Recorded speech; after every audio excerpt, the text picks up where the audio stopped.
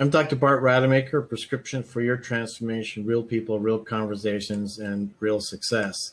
And today is all about the art at Burning Man and the incredible individuals that share with us their genius, their talents, their greatness in their art. And more importantly, what's really behind the art, the people behind the art, the person behind the art, and also what their message is. And talking about messages, it's our ability to communicate with the world around us and beyond. And that's what this is all about. And without actually delivering to you myself the message, I'm excited to be introducing Aroulia Barannikov and his incredible art. Ilya, thank you so much for joining. Thank you. It's a pleasure.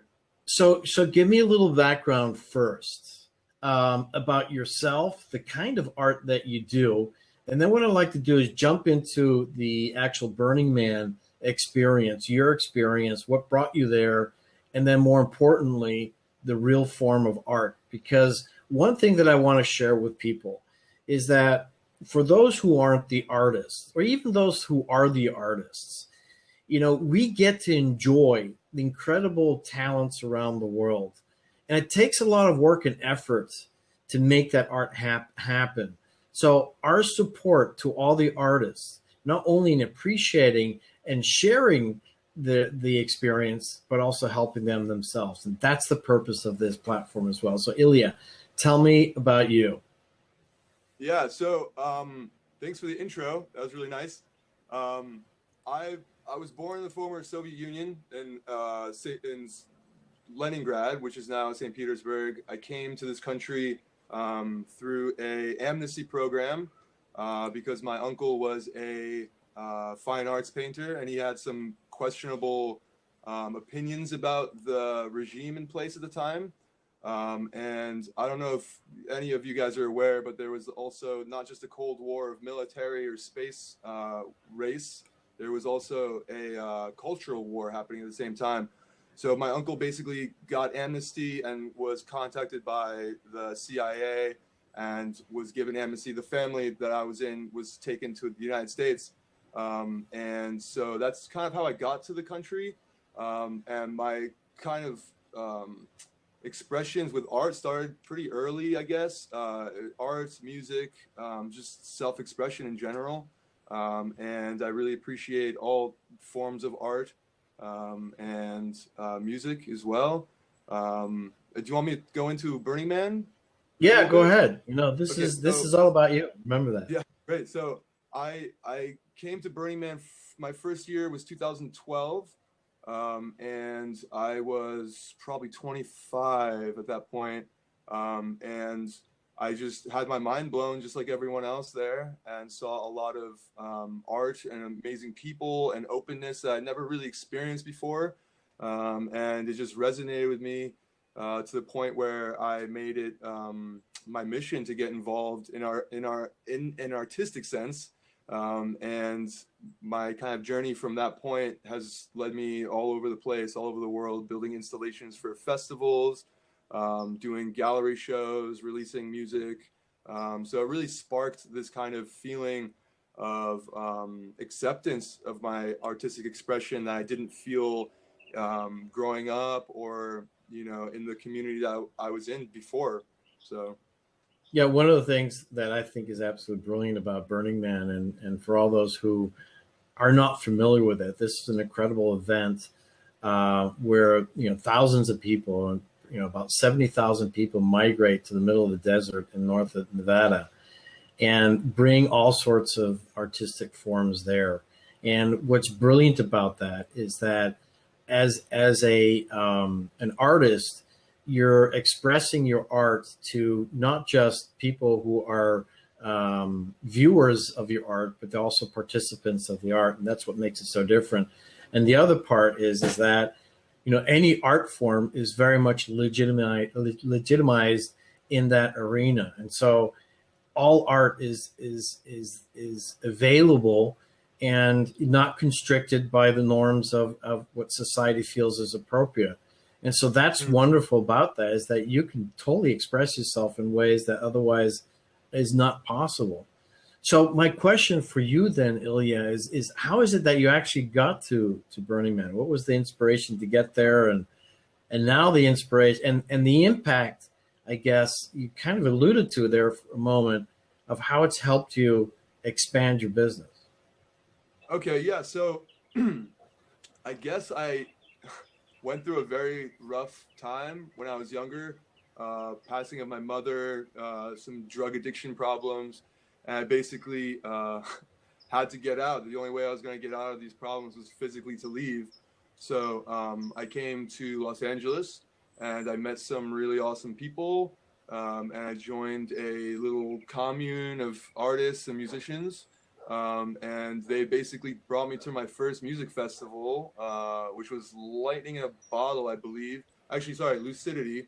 And from then on, I just fell in love with the atmosphere, with the collaborative artistic expression, with the melding of the music and the art together, and creating environments instead of just having like a stage that pops up and some guy that comes on and sings and everyone's just consuming it that way. I feel like the collaborative environment with visual and musical artists together is really powerful.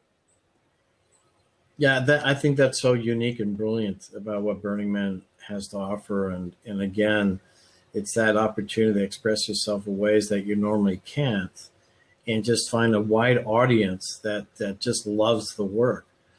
And so, what has so you've been to Burning Man a couple of times. You've presented your art. What kind of artist are you? What is your art then? So I feel like the basis of my art is kind of trying to tie in these two worlds that exist in me, at least, or what I've perceived to exist, which is this spiritual, ethereal, kind of transient world with this physical one that we live in, and both of them have kind of connotations of the other inside of them. And what I try to do is take the kind of ethereal or spiritual worlds and try to transmute them into some sort of physical arrangement through art, through sculpture, through music, something that brings and ties those two worlds together, I feel like. Yeah, I looked at some of your artwork here, and what I'd like to do is just share a little bit of that with the audience, and then we'll actually go into what's coming up with Burning Man.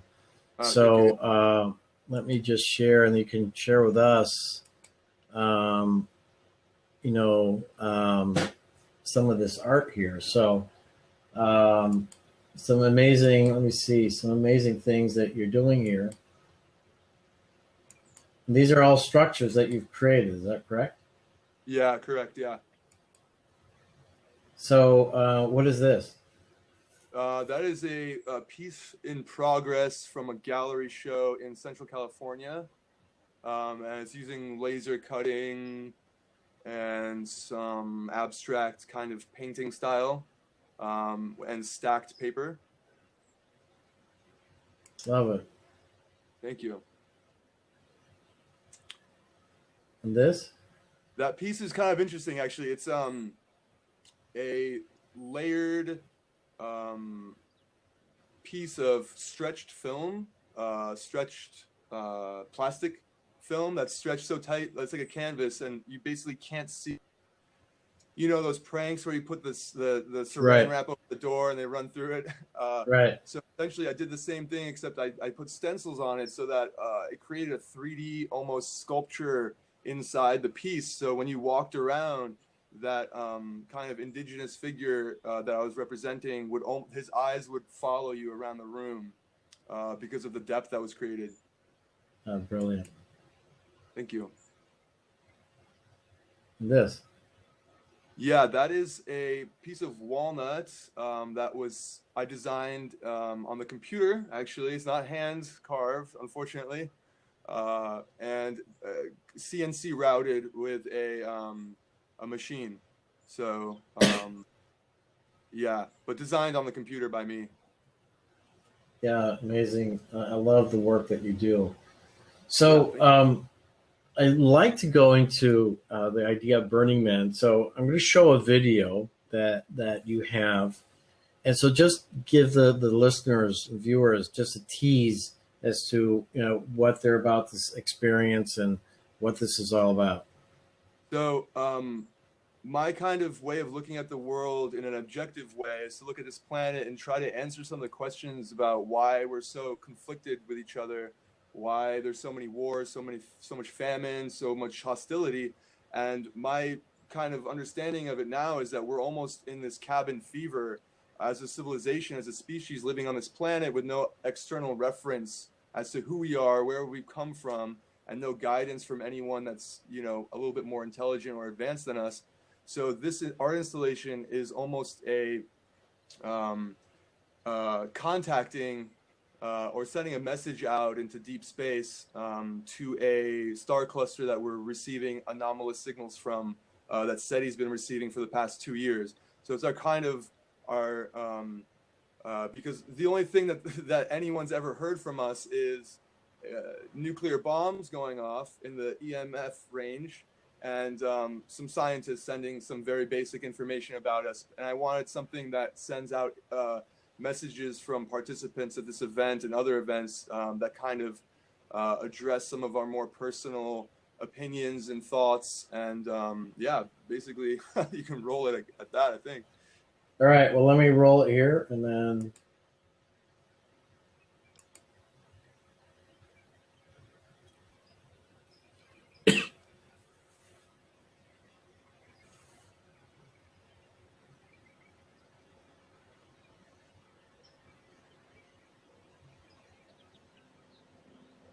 might be missing the audio on this. say that again. I think you're missing audio on it, unless you just want to play the visuals. I'm hearing the audio. You're not hearing the audio? No, I don't think so. Okay, I'm not sure. Playing... Well, what I'll do is I'll leave the link there. Yeah, I'm hearing the audio, but we'll see if it displays later on. Yeah, totally.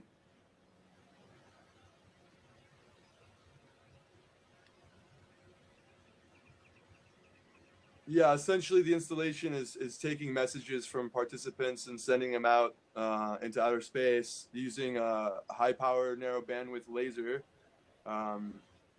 And we're taking the messages and transferring them into a basic binary format, and sending those out over 93 light years to this area in the Hercules constellation. That's pretty interesting. There's a WOW signal that happened in the 70s. I don't know if anyone's familiar with it, but we basically had this very strange, unnatural signal that came in, and now we're getting one again that's pretty constant from this one area. So I feel like that's really interesting. Yeah. So is this the first time that this project is there at Burning Man? And what's the name of the project? The name of the project is In Case We Miss Each Other.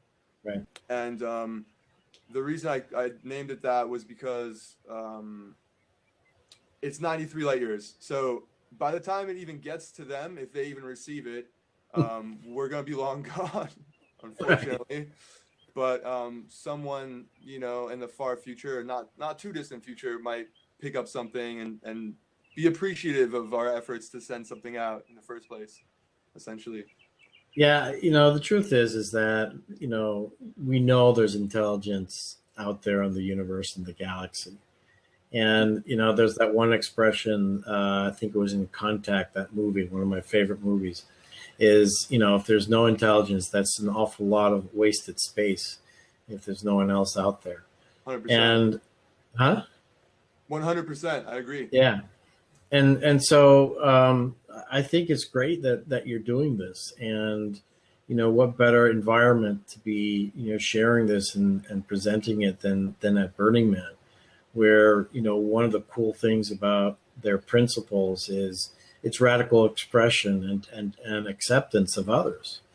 And yeah. So and that's the way that we get to expand ourselves, and that's what's so brilliant about the artists like yourself.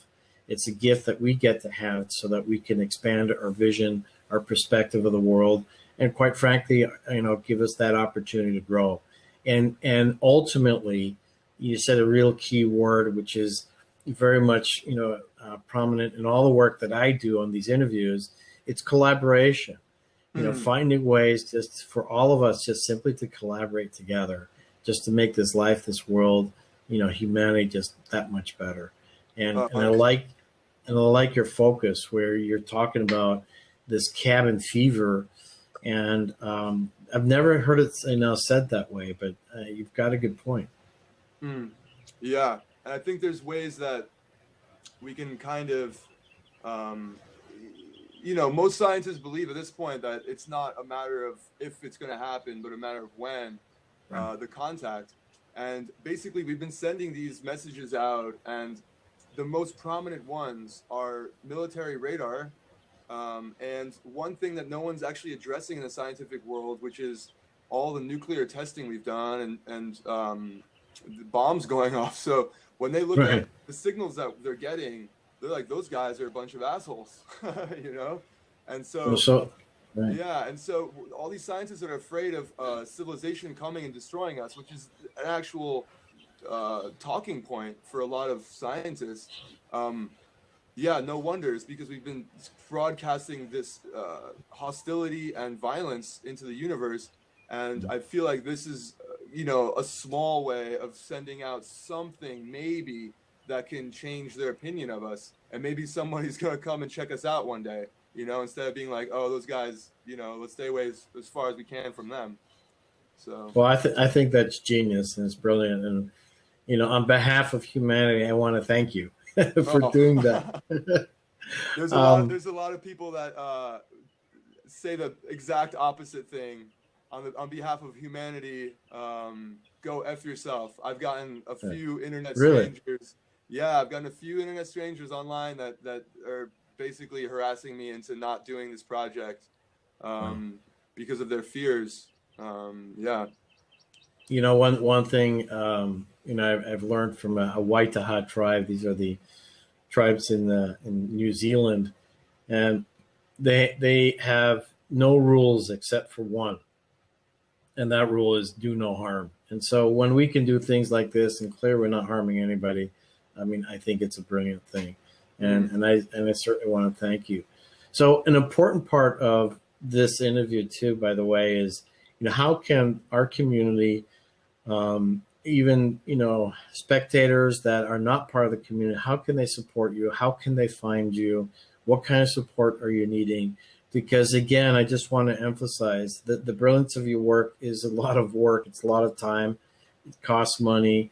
And, in one way or another, I like to show appreciation to you by helping people help you. Yeah, wonderful. We need all the help we can get at this point. The budgets for Burning Man, even though it's an amazing thing, they're very small, and it's reliant upon a lot of collaboration and community support, which I feel is beautiful. Unfortunately, my parents aren't very wealthy, and it's hard to raise funds for something that it doesn't resonate with a lot of people outside the Burning Man community. And I feel like if you wanted to contribute, we're always looking for help, not just financial support, but we're looking for spreading the word, spreading the message. And obviously financial is great. If you go on our website, souloceans.com, you can go and find links to our crowdfunding campaign and ways of getting involved with volunteer help and with remote assistance online. And just trying to, just get this project into fruition. And right now we're stretched very, very thin. Everyone's working a lot. There's a lot on our plates, and there's beautiful people that are here, and we're releasing videos intermittently during the build process to kind of showcase just how beautiful a collaborative art installation can be. And so I think at the end of the day, even if we don't see any money from any contributors, we're going to be happy in that, knowing that we made this thing happen in such a beautiful way with the team that we have. And anything else is just icing on the cake for us at this point.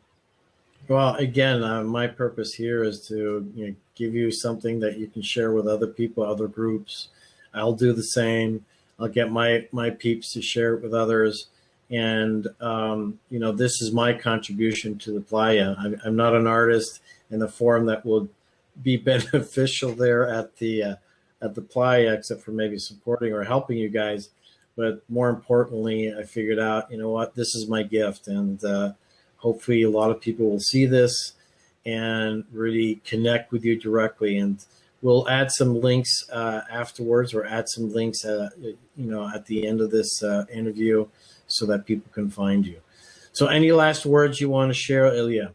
Yeah, I just want to say thank you.